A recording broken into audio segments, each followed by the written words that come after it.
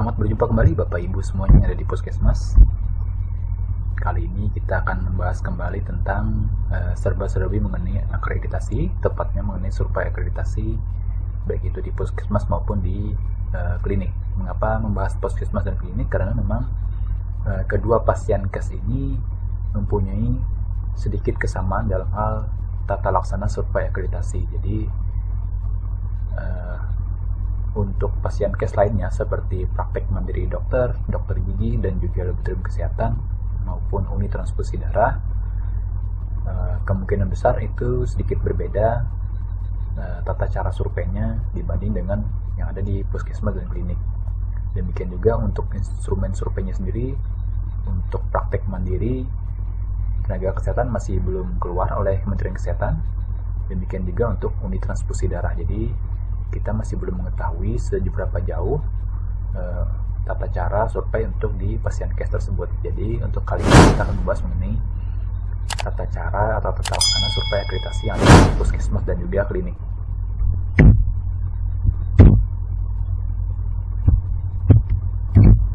Nah, untuk dasar hukumnya sendiri, pelaksanaan survei akreditasi ini tidak lepas daripada Peraturan Menteri Kesehatan Nomor 34 Tahun 2022, di mana di situ ada di pasal 9 dan juga pasal 10 tentang penyelenggaraan akreditasi, di mana di pasal 9 disebutkan bahwa lembaga penyelenggara akreditasi atau biasa disingkat LPA itu menyelenggarakan kewajiban survei akreditasi harus memiliki tim surveyor. Jadi berbeda dengan tahun-tahun sebelumnya, di tahun 2019 atau tahun 2020 ke bawah, pelaksanaan survei dilakukan oleh Komisi Akreditasi FKTP yang berada di bawah Kementerian Kesehatan. Nah, karena itu masih berbenturan dengan peraturan atau undang-undang tentang ketentuan akreditasi, maka dibentuklah lembaga penyelenggara akreditasi, yang mana akreditasi itu harus dilakukan oleh pihak yang independen, jadi bukan di bawah Kementerian Kesehatan, sehingga penyelenggaranya adalah lembaga penyelenggara akreditasi. Jadi dia bukan di bawah Kementerian Kesehatan.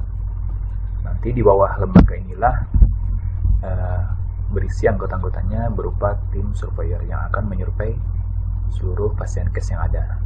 Lalu di pasal 10, untuk tim surveyor puskesmas dan juga klinik itu terdiri atas dua, yaitu satu bidang tata kelola sumber daya dan UKM, yang kedua adalah bidang tata kelola pelayanan dan penunjang. Jadi biasanya kalau tata kelola sumber daya dan UKM ini disingkat itu kalau di tahun 2020 ke bawah adalah admin dan UKM. Jadi gabungan antara admin dan UKM itu hanya satu surveyor saja.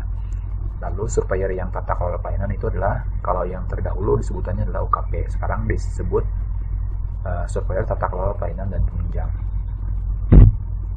Nah, ini adalah mekanisme pelaksanaan survei akreditasi. Jadi ada bagan terkait dengan mekanisme pelaksanaan survei akreditasi. Jadi dari registrasi pasien case. Jadi misalnya untuk puskesmas dan klinik itu harus terregistrasi terlebih dahulu untuk dapat mengajukan usulan survei akreditasi. Untuk puskesmas itu telah terbit keputusan Menteri Kesehatan tentang daftar pasien puskesmas yang telah terregistrasi, berikut nomor registrasinya. Nah, itu yang digunakan untuk masuk ke dalam sistem aplikasi DMO atau daftar pasien case online. Jadi untuk klinik, nah ini klinik ini masih belum ada. Jadi klinik harus mendaftar terlebih dahulu untuk registrasi pasien case-nya. Nah, setelah terregistrasi, nanti di dalam aplikasi DMO, pasien case tersebut dapat mengajukan survei atau usulan survei akreditasi. Nah, setelah survei akreditasi, tentunya nanti pihak LPA akan melihat dalam aplikasi Sinap apakah pasien case tersebut dapat disurvei ataukah tidak. Jika dia dapat survei, maka akan lanjut ke proses berikutnya, yaitu dilaksanakan survei akreditasi. Setelah dilakukan survei akreditasi oleh surveyor yang ada di LPA tersebut, lalu hasil itu dikirimkan melalui aplikasi Sinap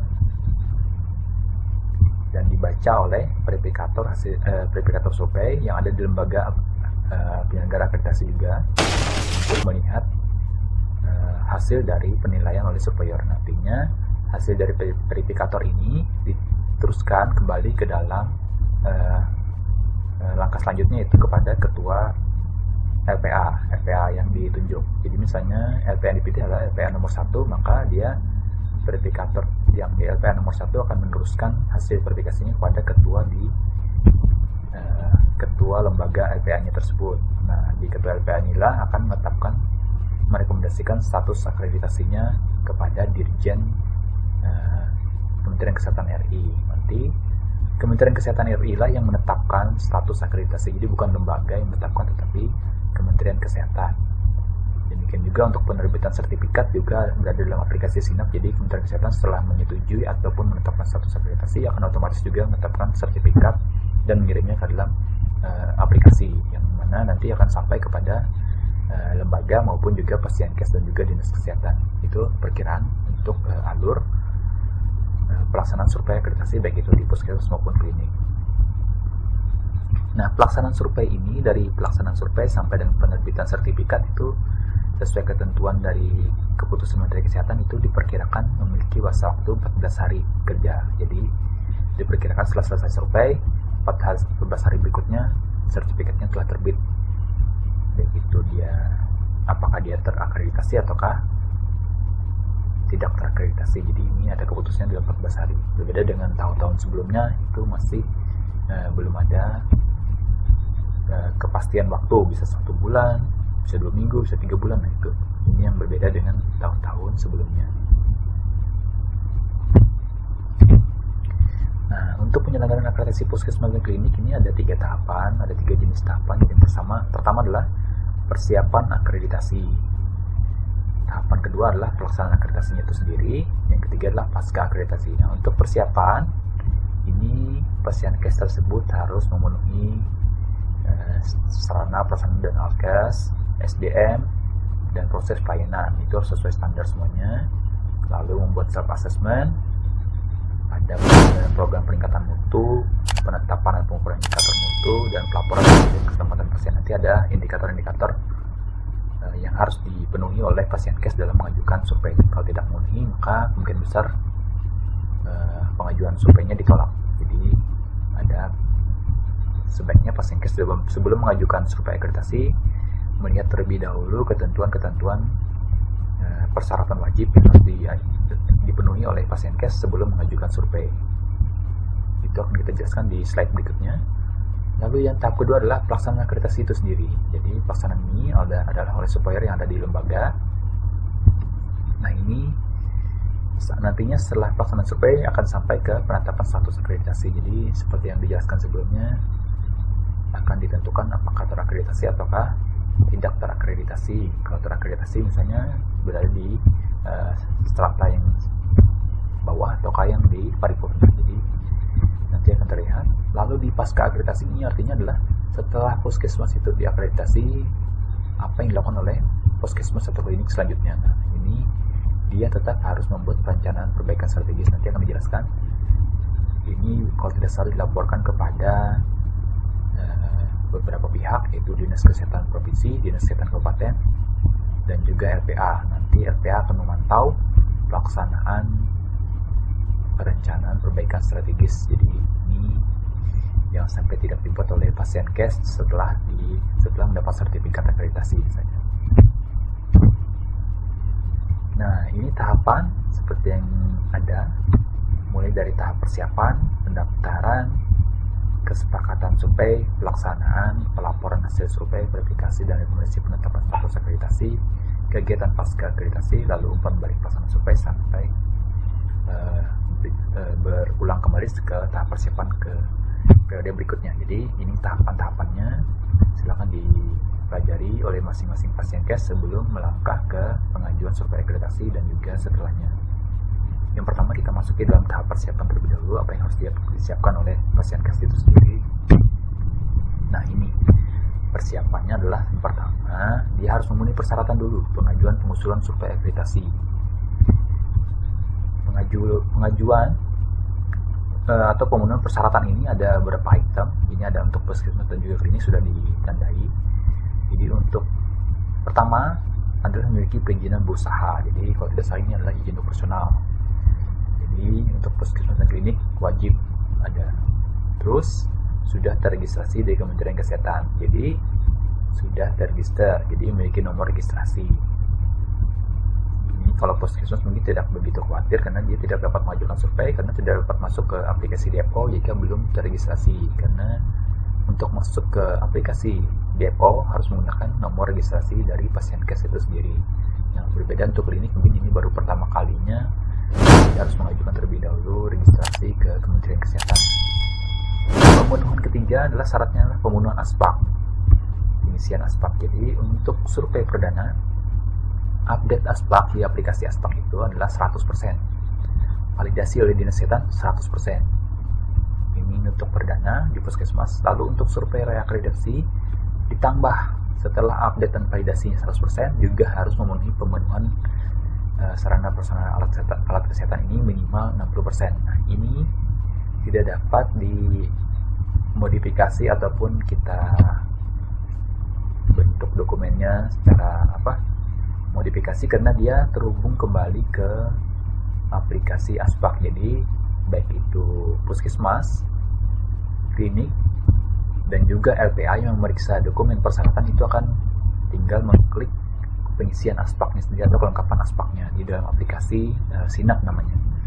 Jadi bukan dokumen yang dimasukkan ke dalam aplikasi oleh puskesmas atau klinik, tetapi tinggal dicek oleh verifikator lembaga atau admin lembaga apakah syarat ini sudah terpenuhi atau belum. Jadi aplikasilah yang akan menentukan nantinya di aplikasi SINAP, tinggal diklik saja nanti akan kelihatan apakah sudah terpenuhi atau belum. Jadi ini silakan kawan-kawan semuanya yang ada di puskesmas dan klinik dalam mengelola ASPAK jangan sampai persyaratan minimal untuk ASPAK ini tidak terpenuhi, karena ini akan berdampak pada persetujuan pengajuan usulan survei yang nantinya bisa saja ditolak oleh lembaga karena belum memenuhi syarat wajib ini. Nah, untuk klinik itu syaratnya adalah update 100%, validasi 100%. Ini untuk klinik. Lalu pelaporan INM atau indikator nasional mutu. Jadi untuk nomor 4 adalah INM. Ini syaratnya adalah 12 bulan terakhir harus terisi lengkap. Jadi ini berlaku baik itu perdana maupun reakreditasi. Nah, untuk klinik dibedakan menjadi dua. Untuk perdana itu 3 bulan terakhir, sedangkan reakreditasi 12 bulan terakhir. Kebanyakan klinik ini berada di perdana semua karena memang ini baru pertama kali klinik dilakukan survei. Jadi kemungkinan besar lebih mudah untuk klinik karena dia hanya memenuhi cukup 3 bulan terakhir saja pelaporan INM-nya secara lengkap. Untuk pelaporan IKP pun juga demikian. Jadi untuk puskesmas berhati-hati, jangan sampai pelaporan INM dan IKP itu 12 bulan terakhir malah tidak lengkap ataupun ada yang bolong ataupun terisi namun tidak lengkap. Nah, itu akan mengakibatkan pengajuan surveinya ditolak. Yang keenam, syarat keenam adalah memiliki STR yang masih berlaku. Untuk puskesmas itu adalah 100% tenaga medis dan tenaga kesehatan. Sekali lagi ini ada di sistem SISDMK, jadi tinggal klik saja di aplikasi SINAP oleh admin lembaga ataupun oleh Pasienkes waktu mengajukan survei. Silakan dicek sendiri apakah STR dari tenaga medis dan tenaga kesehatan itu 100% ada semua. Jika tidak ada, maka nanti terlihat di sana. Jadi bisa saja ditolak. Demikian juga untuk klinik juga sama 100%. Dan yang berbeda adalah SIP. SIP yang masih berlaku. Sekali lagi, SIP yang masih berlaku itu 80% tenaga medis wajib. Jadi tenaga medisnya harus 80% itu memiliki SIP yang masih berlaku. Berbeda dengan klinik itu harus 100%, baik itu tenaga medis maupun tenaga kesehatan. Nah, sekali lagi ini ada di SISDMK semua, jadi tinggal klik saja datanya apakah memang terpenuhi atau tidak. Jadi bukan dokumen yang dimasukkan oleh Pasienkes itu sendiri di dalam pengajuan survei. Nah, jadi sulit dibohongi karena memang dia aplikasi SINAP itu sendiri terhubung dengan sistem-sistem aplikasi yang ada di Kementerian Kesehatan, yang mana aplikasi itu digunakan untuk syarat pengajuan survei. Syarat ke-8 adalah terkait dengan pimpinan Pasienkes itu sendiri. Jadi untuk kepala puskesmas itu wajib S1 kesehatan, kecuali daerah terpencil dan sangat terpencil itu bisa di 3 kesehatan. Telah mengikuti pelatihan manajemen puskesmas. Nah, itu syaratnya. Lalu untuk klinik itu penanggung jawab teknis klinik seorang tenaga medis, ini wajib sudah.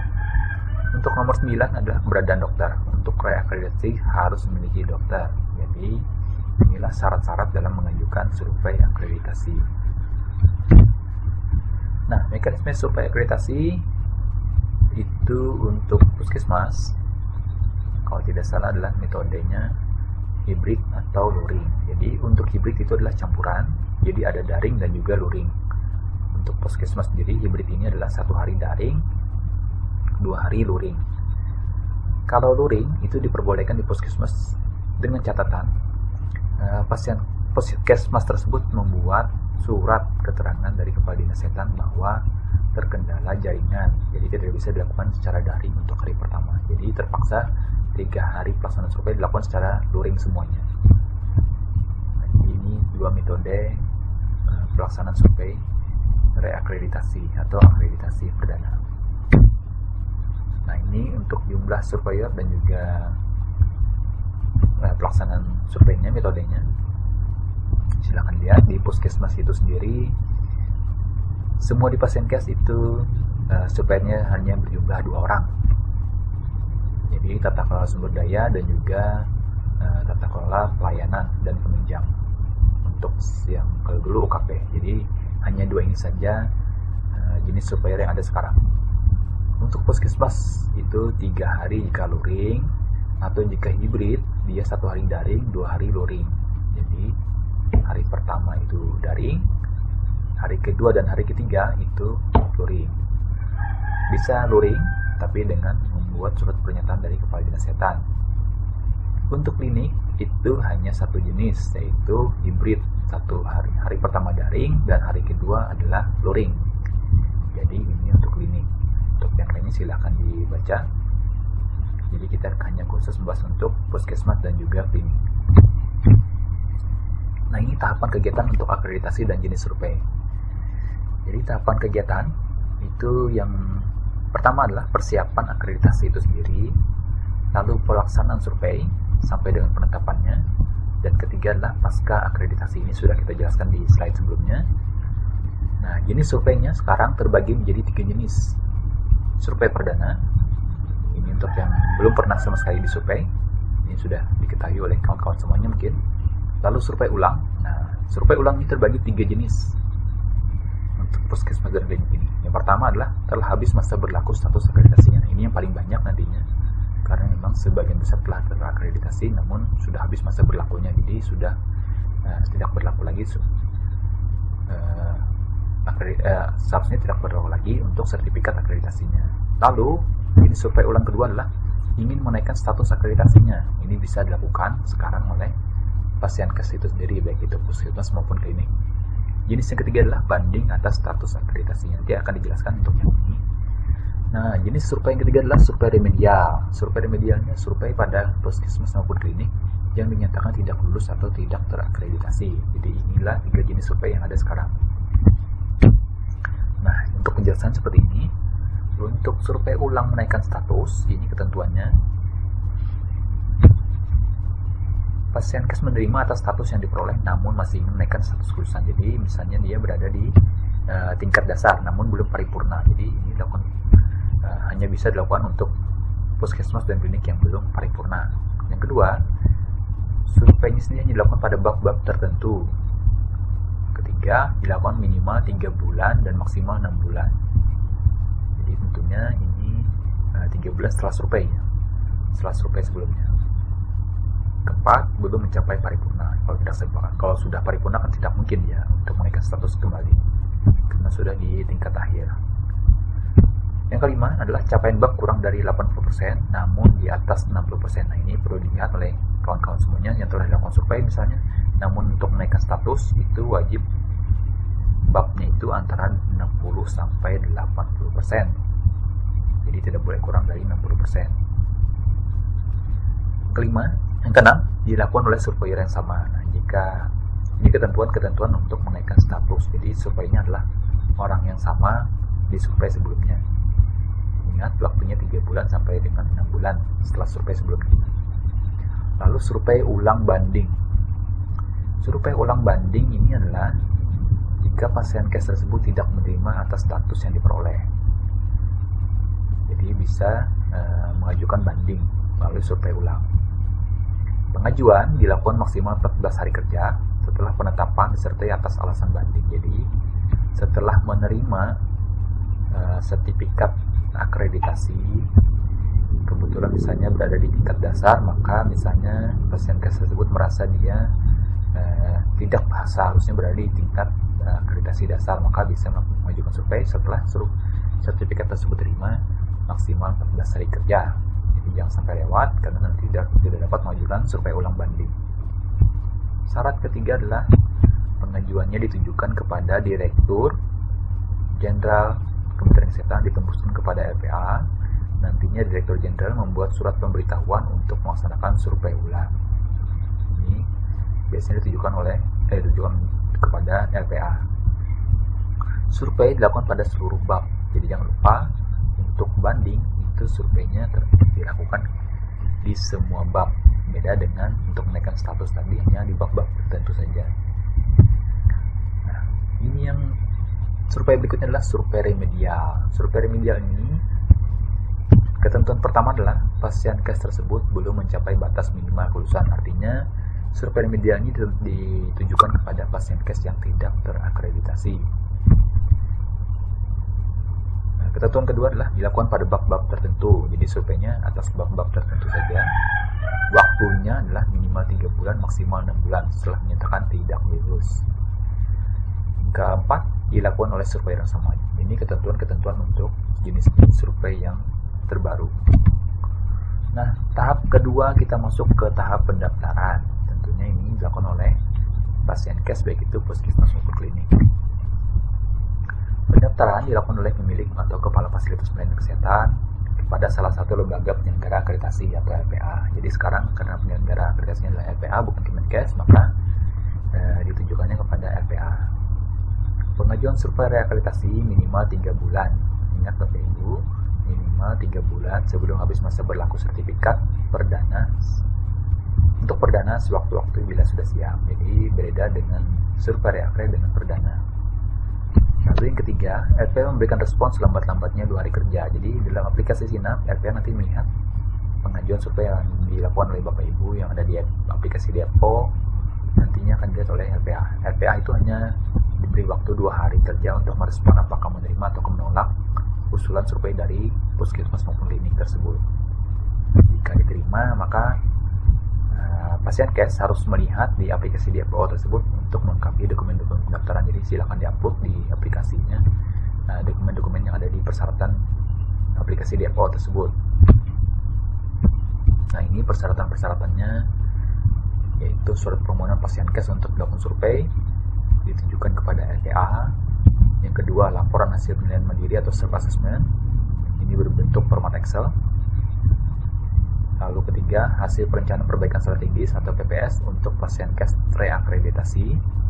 Yang keempat, puskesmas melampirkan surat usulan Dinas Kesehatan Kabupaten Kota setelah menyatakan siap untuk disurvei. Jadi ada surat usulan dari Dinas Kesehatan bahwa puskesmas tersebut siap untuk disurvei. Nah, ini surat-surat yang harus diupload jika nanti puskesmas tersebut disetujui oleh LPA untuk permohonan surveinya. Nah, LPA lalu melakukan verifikasi pemenuhan persyaratan mutlak dan kelengkapan dokumen pendaftaran. Jadi dia melihat kelengkapan ini dan juga beberapa persyaratan sebelumnya seperti INM, ASPAK dan juga SDMK itu akan dicek oleh LPA.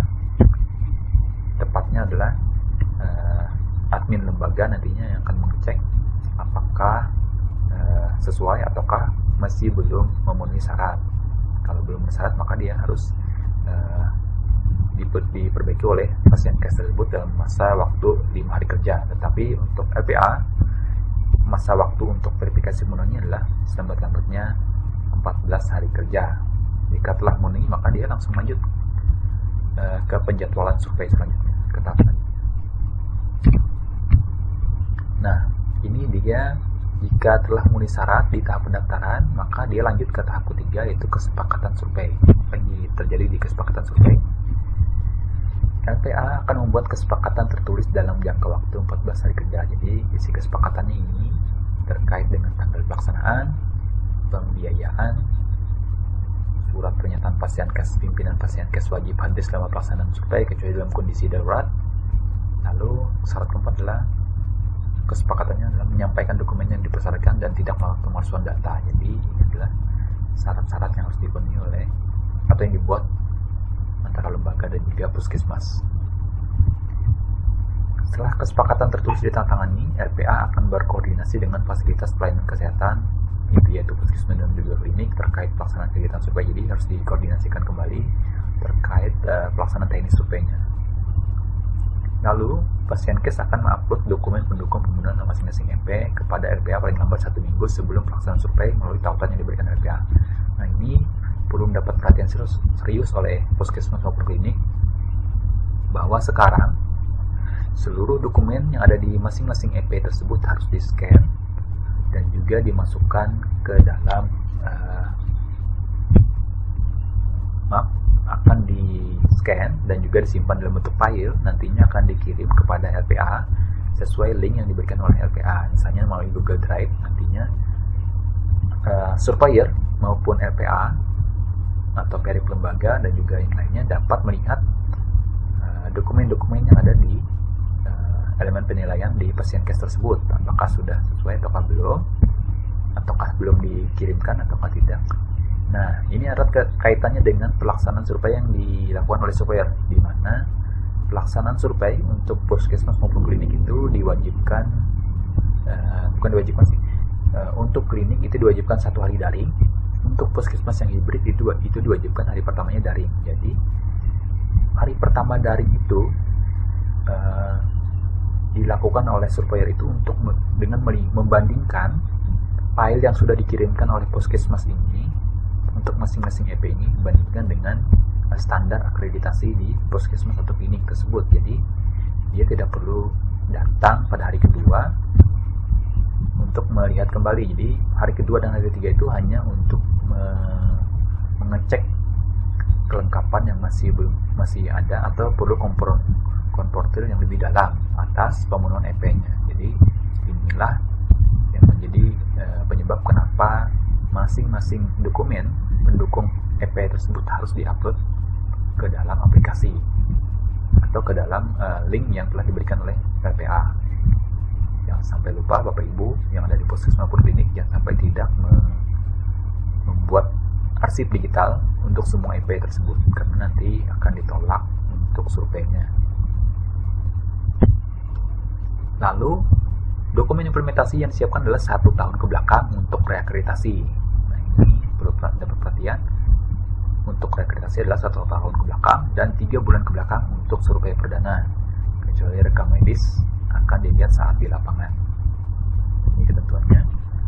RPA selanjutnya akan memberikan surat tugas kepada tim survei untuk turun ke lapangan atau melaksanakan survei di puskesmas maupun klinik yang telah disetujui tersebut. Nah, sekarang tahap selanjutnya kita masuk ke tahap pelaksanaan survei itu sendiri. Apa yang terjadi di tahap pelaksanaan survei? Ini untuk pembagian masing-masing elemen penilaian atau standar akreditasi di puskesmas klinik, siapa yang melakukan survei.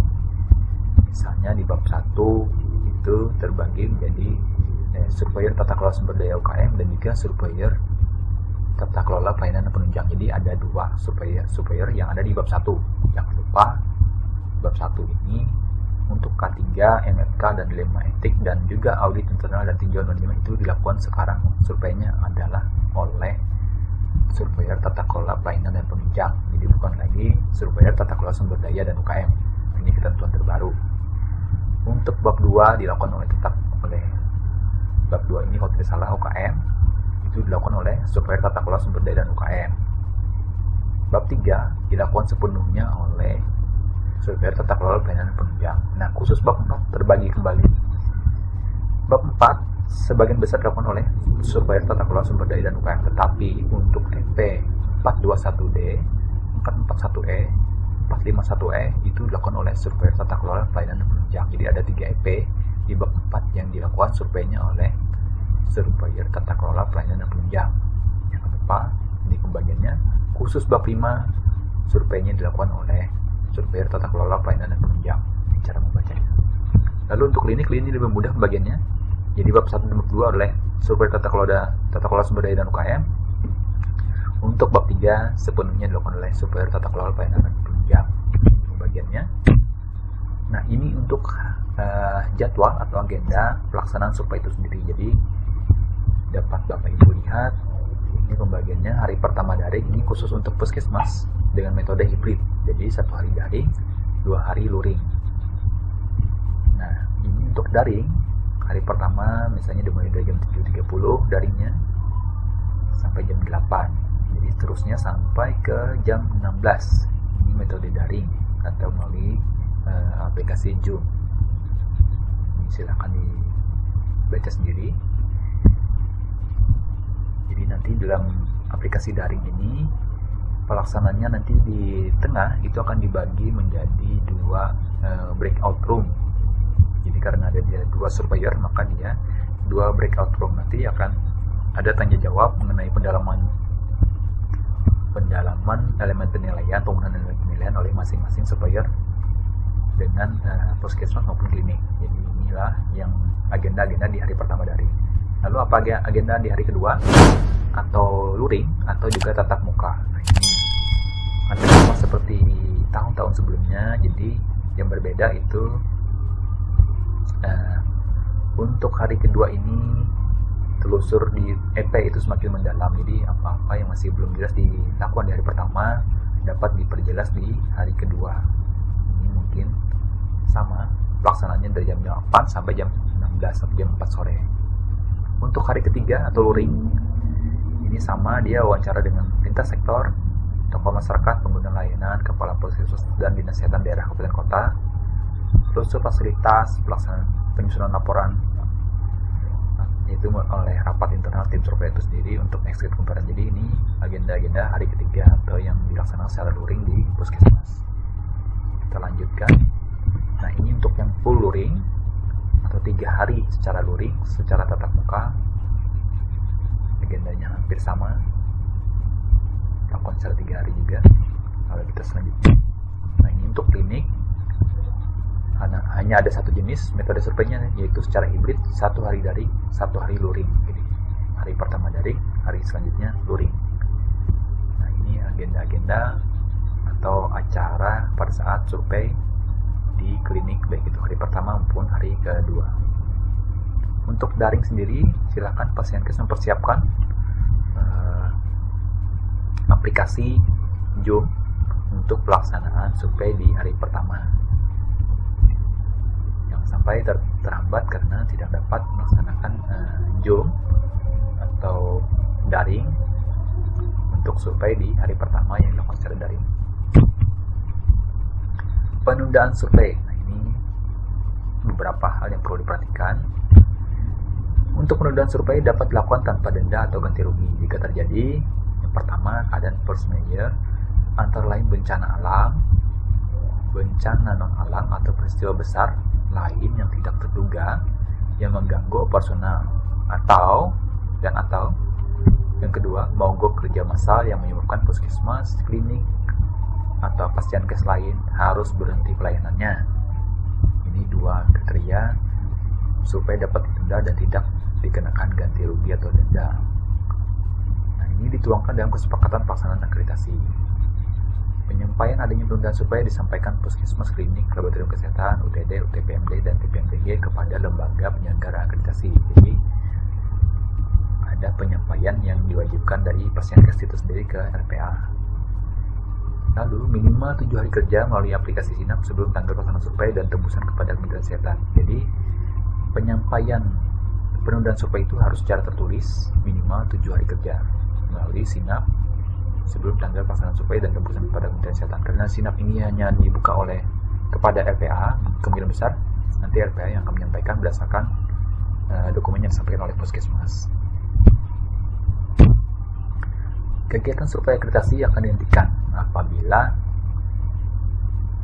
Pasienkes tidak mematuhi ketentuan kesepakatan pelaksanaan survei yang telah ditantangani oleh Pasienkes itu dengan RPA. Jadi ini dapat dihentikan. RPA lalu menyampaikan penghentian survei kepada Pasienkes disertai dengan alasan penghentian survei dan tembusan kepada Kementerian Kesehatan, Dinas Kesehatan Daerah Provinsi, dan Dinas Kesehatan Kabupaten Kota. Lalu Pasienkes tersebut yang telah dihentikan survei akreditasinya harus melakukan pengajuan usulan survei akreditasi baru. Nah, ini ketentuan-ketentuan dalam penghentian survei. Jadi dia jika dihentikan wajib mengajukan pengajuan usulan survei ulang. Nah, sekarang kita masuk ke tahap pelaporan hasil survei dan juga verifikasi rekomendasi dan penetapan status. Kenapa ini sekaligus? Karena nanti ini akan berada di satu proses, yaitu di aplikasi SINAP oleh LPA sampai ke Kementerian Kesehatan. Tapi semuanya berada di aplikasi SINAP. Nah, setelah pelaksanaan survei, ini berbeda. Ketua tim survei mengirimkan laporan hasil survei melalui SINAP paling lama 2 hari kerja setelah survei dilaksanakan.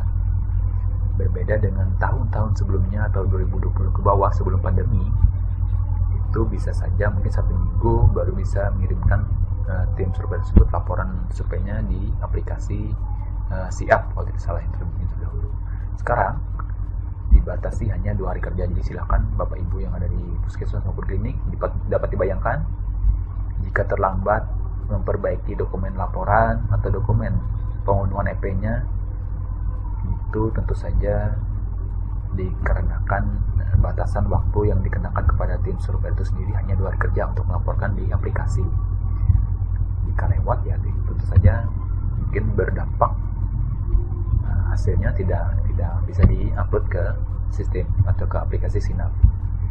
Jadi karena 2 hari kerja, kemungkinan besar tim survei hanya meminta perbaikannya di hari survei ataupun 1 hari setelah survei dilaksanakan, karena memang dia perlu waktu untuk mengupload hasil survei tersebut di aplikasi SINAP dengan jangka waktu hanya 2 hari kerja.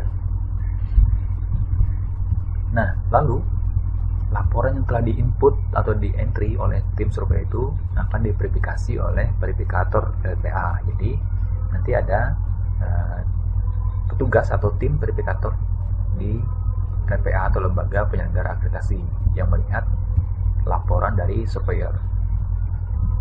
Nah, laporan hasil verifikasi nanti dikirimkan oleh verifikator tersebut kepada ketua LPA. Ini tetap dalam sistem SINAP yang dijadikan dasar pembuatan rekomendasi penetapan status akreditasi. Nanti ketua lembaga lah yang akan membuat rekomendasi status akreditasinya kepada Kementerian Kesehatan.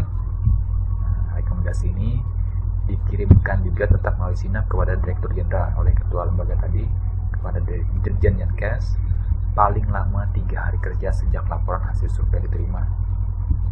Jadi waktunya pun dibatasi juga.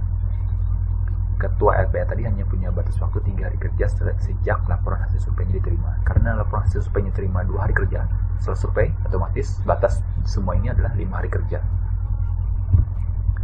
Nah, setelah 5 hari kerja kan tentu saja dia laporannya telah sampai di Kementerian Kesehatan atau Dirjen Yankes ini. Nah, apa rekomendasinya yang diajukan oleh ketua lembaga kepada Dirjen Yankes? Jadi di hari ke-5 atau ke-6 mungkin sudah sampai di Kementerian Kesehatan. Nantinya Kementerian Kesehatan akan melihat jika memang terakreditasi, dia akan menerbitkan sertifikat akreditasi elektronik atau surat pemberitahuan ketidaklulusan jika memang tidak lulus ya, paling lambat 14 hari kerja setelah survei dilakukan. Jadi hari ke-6 sampai hari ke-14 itu adalah hari kerja dari Dirjen Yankes untuk menentukan dan menerbitkan sertifikat atau surat pemberitahuan ketidaklulusan. Jadi hari ke-6 sampai hari ke-14 ini batasnya. Di hari ke-14 setelah survei, jadi hari ke-14 atau hari ke-15 setelah survei, itu puskesmas atau klinik sudah menerima jawaban apa hasil survei yang telah dilakukan sebelumnya, apakah terakreditasi ataukah belum lulus akreditasi. Nah, ini ketentuan untuk status akreditasi, penetapan secara tingkatan di puskesmas, baik itu tidak akreditasi, dasar, madya, utama maupun paripurna. Khusus paripurna, seluruh bab itu minimal 80% nilainya. Jadi akan diperkirakan dalam self assessment apakah kira-kira puskesmas Bapak Ibu berada di kisaran status akreditasi yang mana. Dengan melakukan self assessment yang benar, tentunya sudah dapat diperkirakan status akreditasinya di tingkat yang mana. Untuk utama itu bab 3 70% atau sama dengan 70%, lebih dari atau sama dengan 70%. dan bab 5 lebih dari atau sama dengan 70%. Bab 1, bab 2, dan juga bab 4 wajib sama dengan atau lebih dari 80%. Itu utama. Jadi ini ketentuan-ketentuannya untuk status akreditasi nanti sesuai hasil penilaian. Nah, ini untuk yang klinik sama. Untuk paripurna seluruh bab wajib minimal 80% atau sama dengan 80%. Jadi ada tingkatan tidak terakreditasi, madya, utama, paripurna. Ini tingkatannya. Kita lanjut ke langkah selanjutnya, yaitu kegiatan pasca akreditasi. Nah, misalnya nanti puskesmas atau klinik tersebut sudah terakreditasi, apa yang dilakukan? Nah, ini dia. Puskesmas atau klinik wajib membuat dan menyampaikan program perbaikan strategis. Yang pertama tentu saja adalah perencanaannya, lalu dibuat apa saja yang sudah dilakukan. Ini disampaikan kepada LPA, Dinas Kesehatan, baik itu kabupaten maupun provinsi. Nah, ini contoh format perencanaan perbaikan strategis. Ini format perencanaannya saja. Tentu saja yang dicari tadi adalah program perbaikan, tentu saja adalah pelaksanaannya. Jadi dari rencana ini silakan dibuat. Misalnya di sini indikatornya apa, metode perbaikannya apa, nah, apa yang sudah dilakukan. Jadi selain rencana tentu saja dibuat yang sudah dilakukan apa. Ini adalah PPS-nya.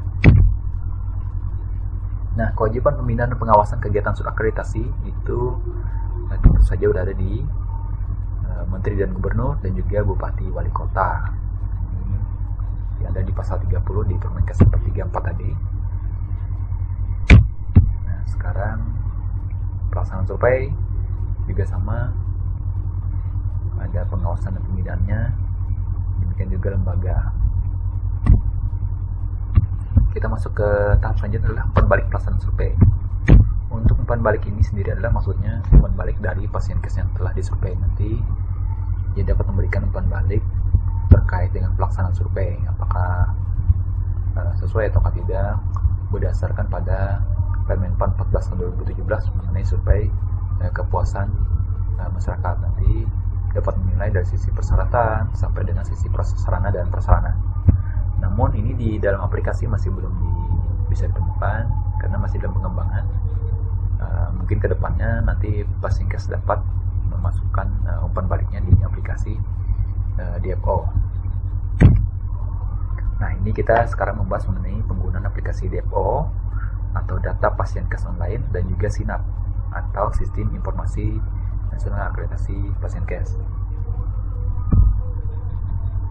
Ini tampilan untuk DFO, ini tampilan untuk SINAP. Ini alamatnya,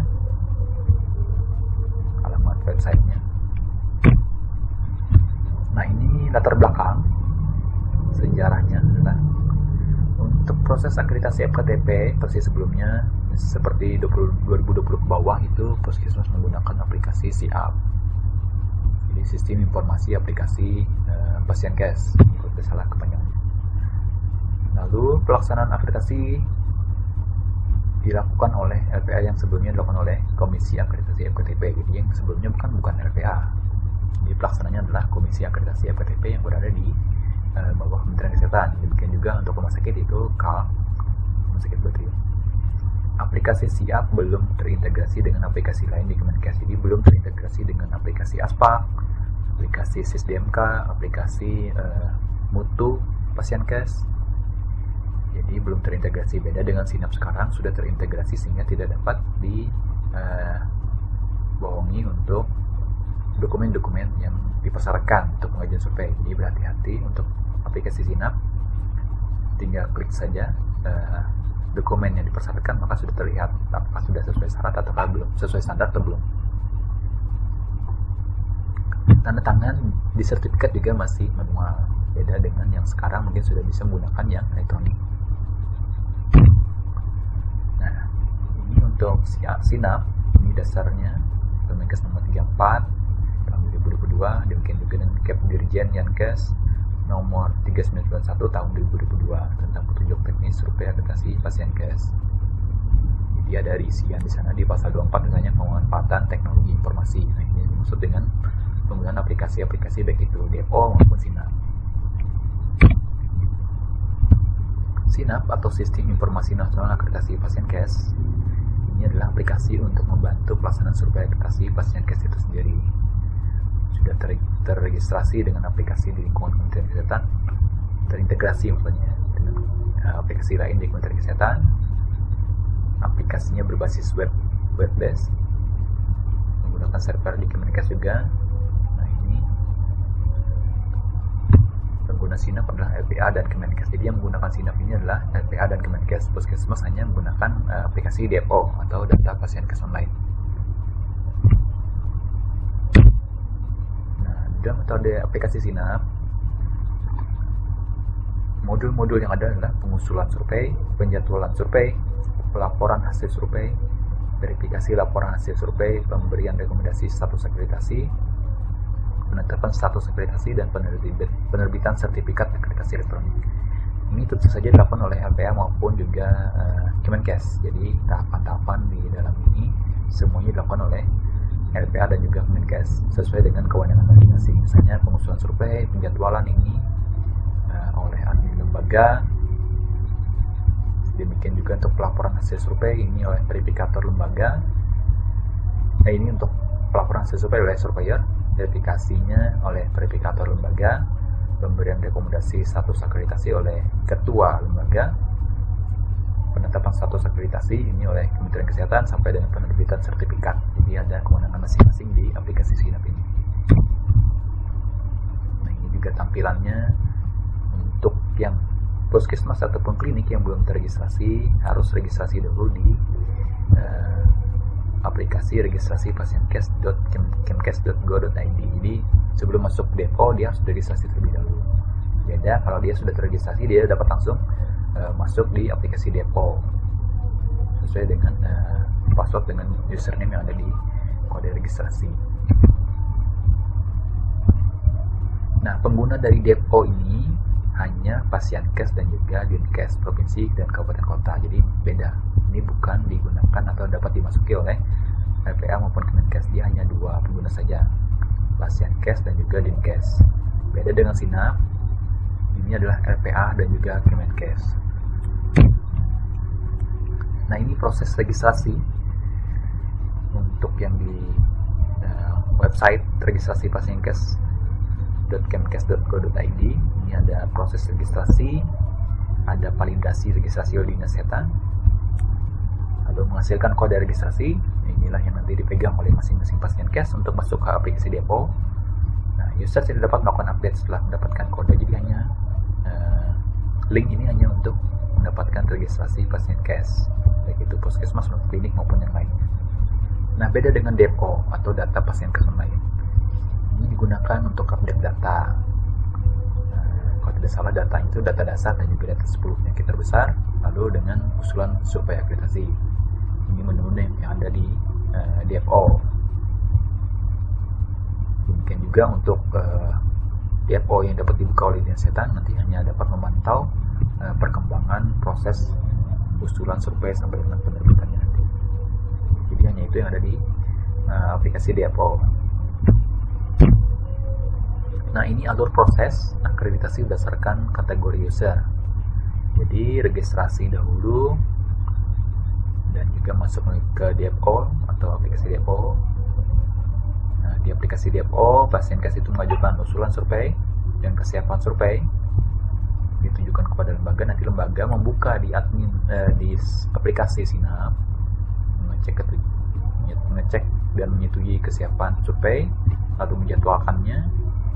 Demikian juga survei di aplikasi SINAP itu melaporkan hasil survei, lalu diverifikasi di aplikasi SINAP oleh verifikator LPA hasil dari laporan survei itu. Nanti dikirimkan kepada ketua LPA yang dalam aplikasi SINAP dengan hasil luaran adalah rekomendasi status akreditasi kepada Dirjen Dinkes.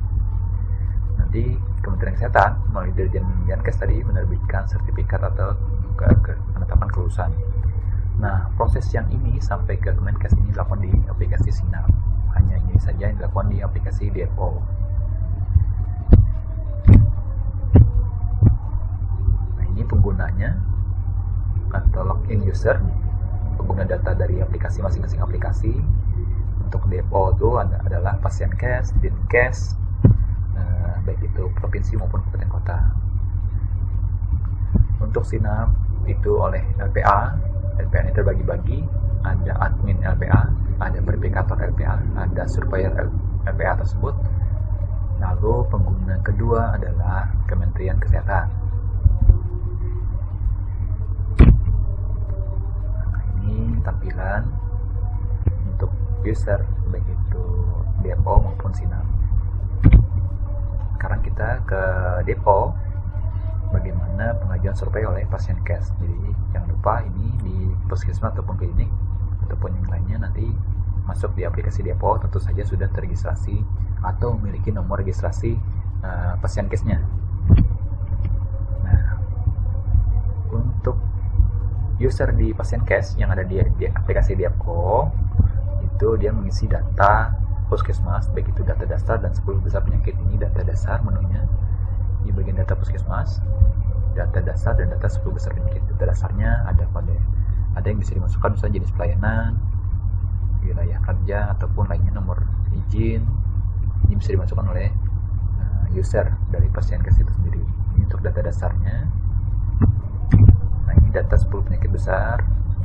Ini masih data dasar. Jadi kalau belum jelas yang tadi silahkan dilihat yang ini. Wilayah kerjanya apa, terpencilkah atau pedesaan atau perkotaan, lalu surat izin personal nomornya berapa, tanggal berlakunya, apakah dia BLUD, silahkan diisi, dilengkapi.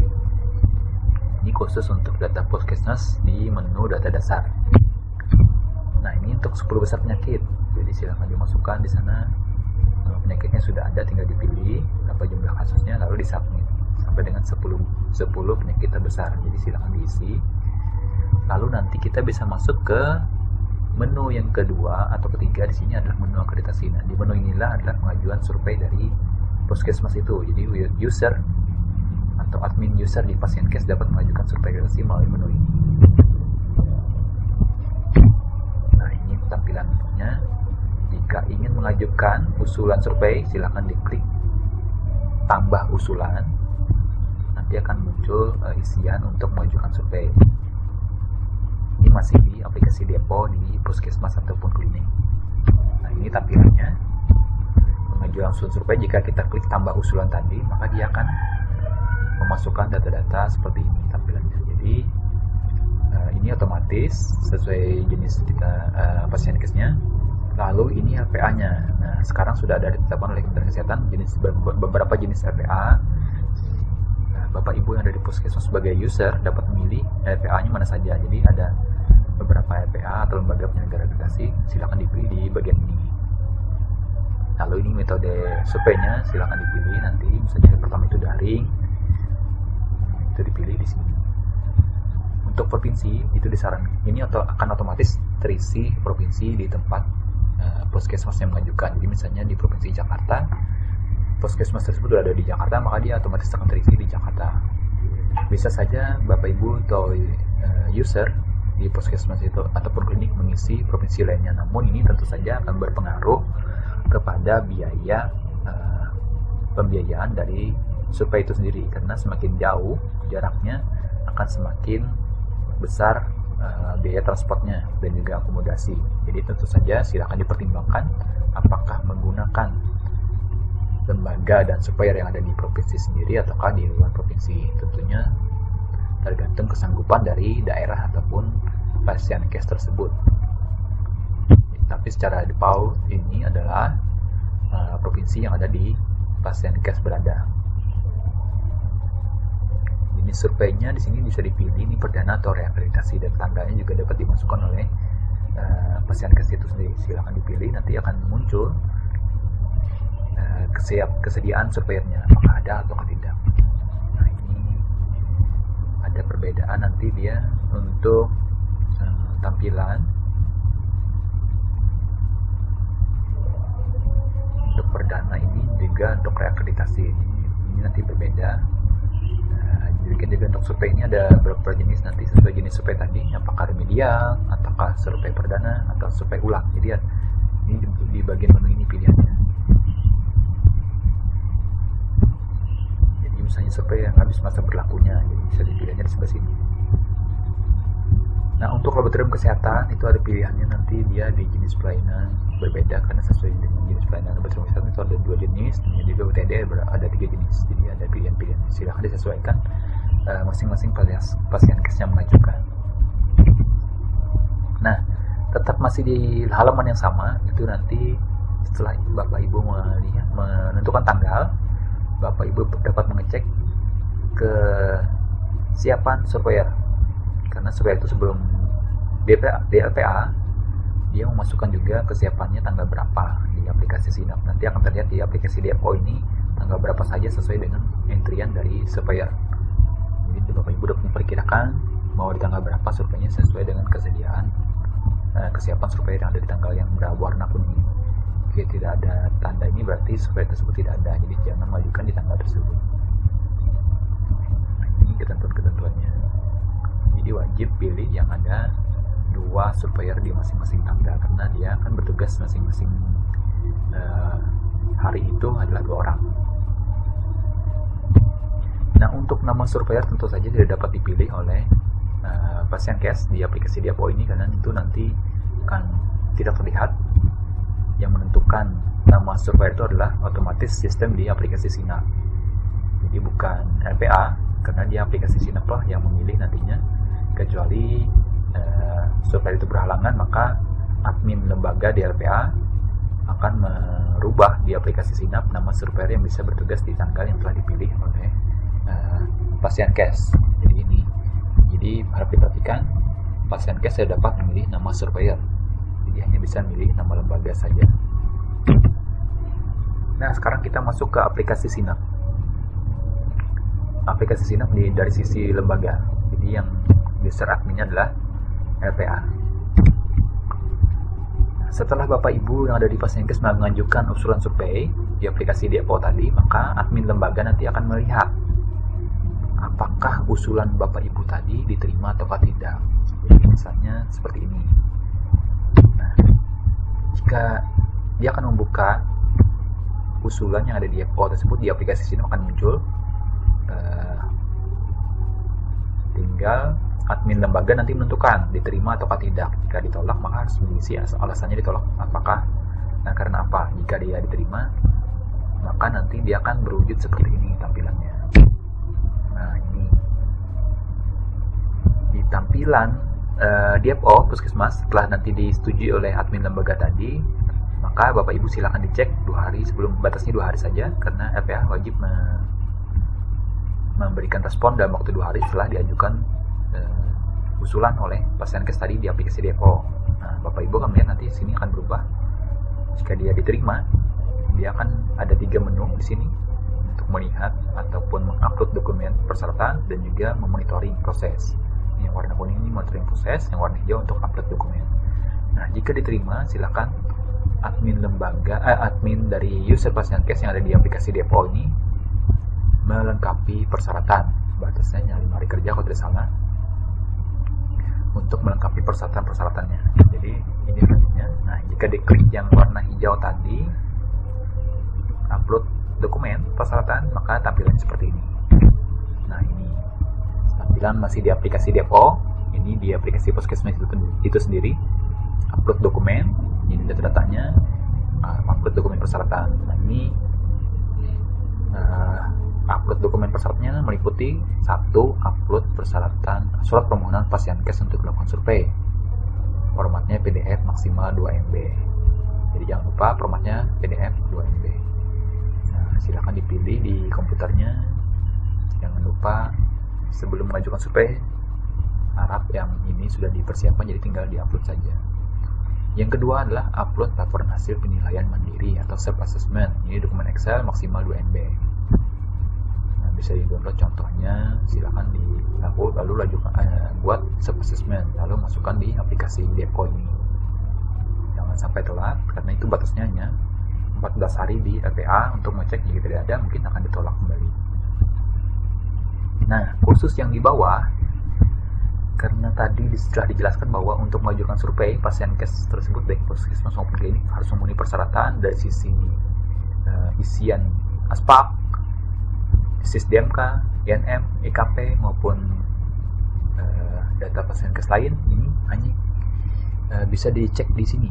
Jadi di masing-masing bertanda biru ini nanti di Puskesmas bisa mengklik. Sebelum mengisi ini silahkan diklik apakah sesuai atau tidak. Demikian juga dengan data aspak. Misalnya diwajibkan data aspaknya untuk Kreakre itu pemenuhannya 60%, minimal 60%. Jangan sampai setelah diklik ini muncul kurang dari 60%, malah Bapak Ibu klik sesuai persyaratan, lalu disubmit, dikirimkan ke lembaga, ternyata ditolak. Nah, karena nanti di lembaga juga akan ada tombol ngecek ini di aplikasi Sinap. Jadi aplikasi Sinap pun terhubung ke aplikasi Aspak, tinggal mengklik saja apakah sesuai dengan isian Bapak Ibu atau tidak. Jika dia belum sesuai, maka dia akan bisa saja ditolak. Demikian juga dengan data tenaga kesehatan dalam aplikasi SISDMK, karena tadi kan dipersyaratkan STR-nya wajib 100%, sementara SIP itu untuk Puskesmas hanya 80% tenaga medis. Jadi tinggal dicek betul nggak data tersebut sesuai dengan persyaratan ataukah masih belum. Jika masih belum, tentu saja ini akan berpengaruh nanti dalam pengajuan selanjutnya di admin lembaga, karena setelah Bapak Ibu melengkapi semua ini nanti akan dicek kembali oleh admin lembaga. Jadi bukan saja nerima isian dari Bapak Ibu semua. Jadi selain mengecek yang isian dokumen yang diminta, dia juga akan mengecek persyaratan yang ini. Dan tombolnya pun hampir sama, juga ada tombol untuk mengecek di aplikasi yang ada terkait. Jadi tidak bisa dibohongi. Demikian juga pengisian INM, kan 12 bulan terakhir sama dengan IKP.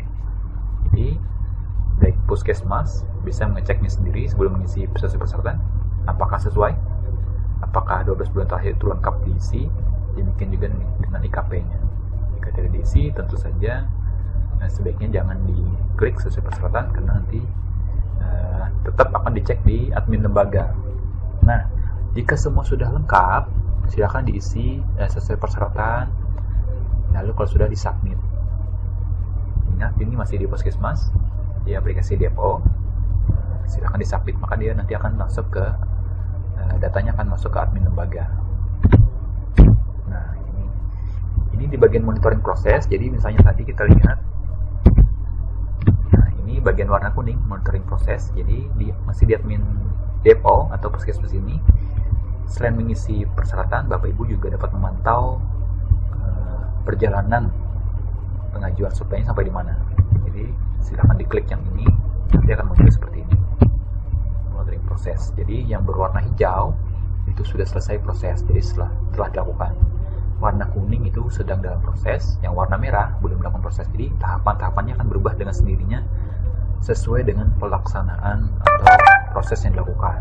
Jadi akan bertambah. Jadi silakan Bapak Ibu terus memantau di aplikasi DFO yang ada di Puskesmas itu prosesnya sudah sampai mana. Jadi misalnya sudah sampai di pelaksanaan survei, penilaian sini. Nah, karena memang kalau sudah sampai sini, mungkin Puskesmas sudah dapat lagi memantau perkembangan sampai mana. Nah, beda dengan aplikasi sekarang di DFO ini, Puskesmas dapat memantau perjalanannya itu sampai mana. Misalnya di hari ke-6 ternyata sudah sampai di penugasan verifikator, sampai di elemen penilaian verifikator. Nah, nanti dapat misalnya sudah sampai yang terakhir penelitian sertifikat, artinya sudah dekat waktunya sertifikat tersebut sampai ke Pasienkes. Nah, jadi jangan lupa bagian warna kuning ini, monitoring ini nanti akan dapat digunakan oleh Puskesmas untuk memantau perjalanan dari survei itu sendiri. Nah, sekarang kita kembali ke Sinap. Setelah Bapak Ibu yang dari Puskesmas tadi melengkapi persyaratan yang ada di DFO, maka admin lembaga akan mengecek dari menu Sinap, itu tepatnya di bagian kesiapan survei, akan mengecek. Nanti dia dapat melihat misalnya surat permohonan sudah sesuai, ataukah malah surat yang lain yang di-upload oleh Pasienkes. Demikian juga hasil self assessment, lalu surat usulan dinas kesehatan, apakah sudah sesuai ataukah masih belum di-upload. Jadi admin lembaga lah yang mengecek ini dalam jangka waktu 14 hari. Jika masih belum sesuai, maka hanya diberi waktu 5 hari bagi Puskesmas untuk melengkapi atau sesuai persyaratan yang ditetapkan. Jadi jika dalam jangka waktu 5 hari tidak juga dipenuhi, ya tentu saja surveinya akan dibatalkan. Nah, ini yang dimaksud tadi. Selain 3 surat yang telah diupload oleh Puskesmas tadi, di aplikasi Sinap ini admin lembaga dapat mengecek juga apakah data DFO-nya sudah sesuai, apakah data aspaknya sudah sesuai persyaratan yang ada di peraturan Kementerian Kesehatan, misalnya data STR, SIP-nya. Maaf, untuk data aspak, data pemenuhan sarana prasarana dan alkesnya apakah sudah sesuai. Demikian juga data SISDMK, di aplikasi SISDMK apakah sudah sesuai pemenuhan misalnya STR, SIP. Ini tinggal diklik oleh admin lembaga itu di bagian yang berwarna biru. Nanti akan tampil ini isian dari puskesmas yang berwarna hijau. Ingat, ini isian dari puskesmas yang berwarna hijau. Nah, ini untuk mengecek kesesuaian dari yang isian dari puskesmas tersebut. Ini tampilan seperti ini. Nah, misalnya dia mengecek data IKP muncul seperti ini. Jadi tinggal klik di bagian cek data IKP, itu nanti dia sama saja mengecek langsung ke aplikasi Mutu Pasien Cash yang ada di Kementerian Kesehatan. Nanti akan tampil langsung otomatis secara di aplikasi Sinap ini tampilan seperti ini. Jadi tampil 12 bulan. Apakah sudah sesuai? Lapor semua dan lengkap.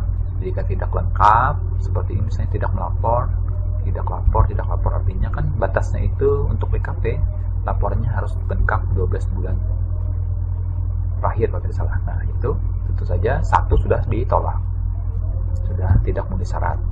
Lalu INM juga sama, tinggal admin lembaga mengklik di bagian warna biru, maka akan muncul seperti ini, bagaimana kepatuhan INM oleh puskesmas tersebut.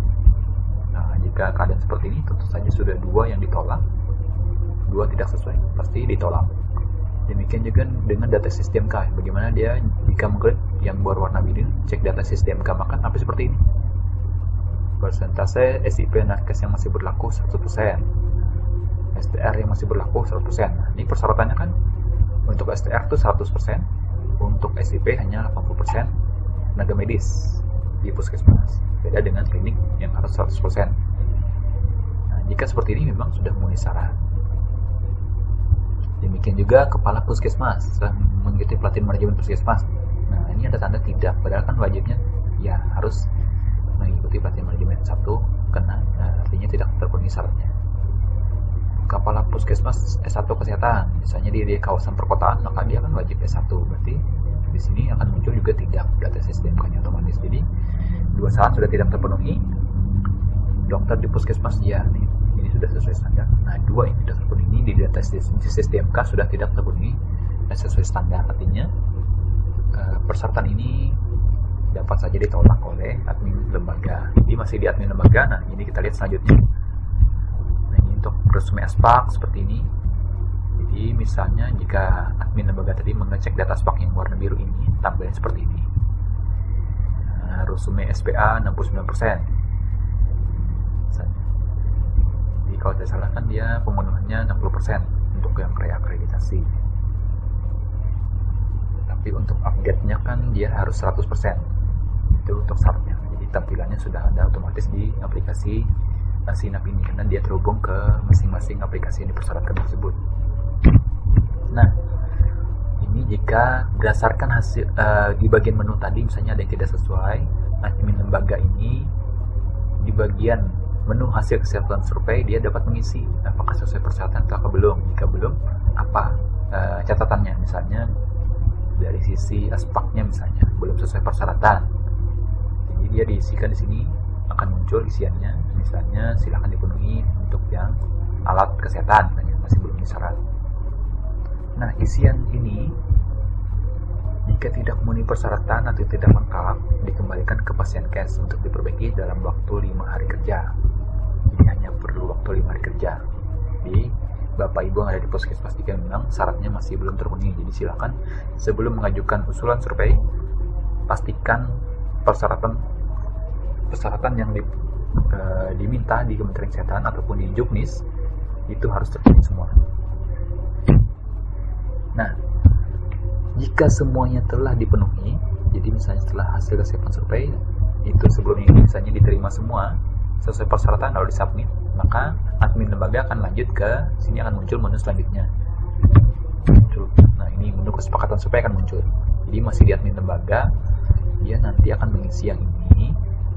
Pertama adalah dokumen kontrak. Jadi dia nanti admin lembaga akan mengirimkan dokumen kontrak untuk ditandatangani oleh puskesmas dan juga lembaga. Jadi misalnya seperti tadi kan persyaratannya tidak boleh meninggalkan pimpinan puskesmas atau Pasienkes tidak boleh meninggalkan survei selama survei dilakukan, misalnya tidak memasukkan dokumen, itu dokumen kontraknya salah satunya berisi seperti itu. Jadi diupload juga oleh di sini oleh admin lembaga.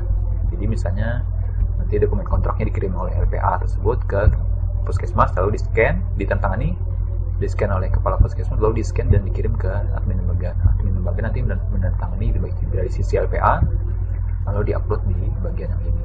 Ini masih di menu kesepakatan survei. Jika sudah yang menu-menu sebelumnya sudah dipenuhi, jadi menu ini yang akan muncul.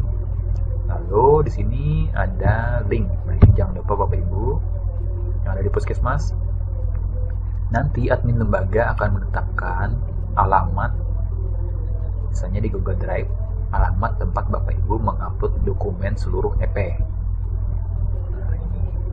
Jadi misalnya kalau dulu kita masih secara luring atau tatap muka, kita mengecek secara manual berkas masing-masing. Sekarang tidak lagi. Sekarang dipersyaratkan seluruh dokumen yang ada di EP tersebut harus di-scan, baik itu regulasi, dokumen, baik itu implementasi, semuanya di-scan dalam bentuk file, dikelompokkan masing-masing EP dan babnya, demikian juga dengan standar dan kriterianya, lalu dikirimkan kepada lembaga melalui link yang dibuat oleh lembaga. Nanti link ini akan di-copy misalnya oleh lembaga, dikirimkan oleh WA group kepada puskesmas yang akan disurvei. Nah, link inilah yang digunakan oleh puskesmas untuk mengupload dokumen-dokumen tersebut. Nah, jadi dapat dibayangkan cukup berat tugas dari puskesmas maupun klinik dan juga Pasienkes lain harus mengupload seluruh dokumen tersebut menjadi berbentuk file dan diupload ke link yang telah diberikan. Jadi di sini ini bedanya survei yang ada di 2023 ke atas. Nah, nanti disinilah nanti surveyor yang akan admin lembaga menentukan surveyor. Misalnya di sini sudah ditetapkan oleh sistem di Sinap ini nama surveyornya ini.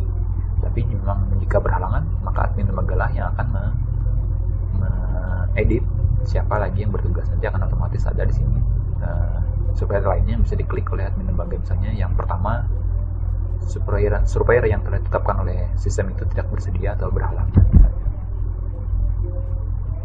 Lalu di sini juga admin lembaga dapat menerbitkan surat tugas kepada surveyor yang ada di atas ini di dalam aplikasi Sinap. Jadi harus diupload juga di sini. Nantinya apa yang diupload oleh admin lembaga ini nanti dapat dilihat oleh surveyor yang akan bertugas. Tinggal dilihat di aplikasi Sinapnya, tinggal diupload, tinggal diambil, di download. Nah, sekarang aplikasi Sinap dari sisi surveyor. Jadi bagaimana jika surveyornya masuk di aplikasi Sinap menggunakan akun dia. Jadi misalnya sudah ditugaskan oleh lembaga, dia bertugas menyurvei puskesmas A. Nah, ini tampilannya. Jadi yang tampil nanti setelah kesepakatan survei akan muncul menu berikutnya yang diisi oleh surveyor. Jadi elemen penilaian surveyor. Jadi inilah yang diisi oleh surveyor di aplikasi Sinap. Jadi semuanya diisi di aplikasi Sinap secara online. Jadi inilah yang membedakan yang terdahulu, semuanya di entry di sini. Nanti kenapa di entry di sini? Karena nanti akan dilihat oleh verifikator lembaga juga sama di aplikasi ini juga. Nah, ini tampilannya untuk sisi surveyornya. Jadi di masing-masing bab dan kriteria, demikian juga elemen penilaian, nanti di bagian uraian dan juga capaian skor nanti diisi oleh surveyornya. Berapa nilai dari penilaian survei dari masing-masing EP. Nah, ini untuk menu yang kedua, pengiriman laporan survei. Jadi dilakukan oleh ketua survei, ketua tim surveyornya yang bertugas. Jadi mengupload foto bukti surveinya baik itu hari pertama, kedua dan ketiga. Ini diupload oleh ketua tim surveyor. Nah, sekarang kita melihat dari sisi verifikator. Halaman verifikator lembaga. Jadi verifikator lembaga nanti membuka aplikasi Sinap. Setelah surveyor itu mengisi laporannya, nanti verifikator akan mengecek di aplikasi Sinap. Tampilannya seperti ini. Nah, jadi verifikator lembaga pun dapat melihat isian dari masing-masing bab yang telah diisi oleh surveyor. Apakah apakah sudah sesuai atau belum, karena nanti verifikator lah yang akan meneruskan hasil dari penilaian survei ini kepada ketua lembaga. Nah, ini tugasnya.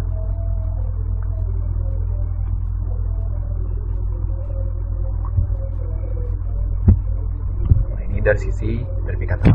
Setelah dikirimkan oleh verifikator kepada ketua lembaga, maka ketua lembaga lah yang akan memasukkan di aplikasi Sinap rekomendasi statusnya apa. Jadi tinggal ketua lembaga nanti mengklik di aplikasi Sinap, rekomendasinya apa, apakah terakreditasi ataukah tidak terakreditasi. Jika terakreditasi misalnya statusnya apa, selatanya. Nanti dia diklik di aplikasi Sinap dan itu nanti dia akan dibuka oleh Kementerian Kesehatan, nanti dapat melihat hasil isian dari ketua lembaga ini. Nah, ini dari sisi Kementerian Kesehatan. Bagaimana Kementerian Kesehatan membuka akunnya di aplikasi Sinap tampilannya seperti ini. Jadi dia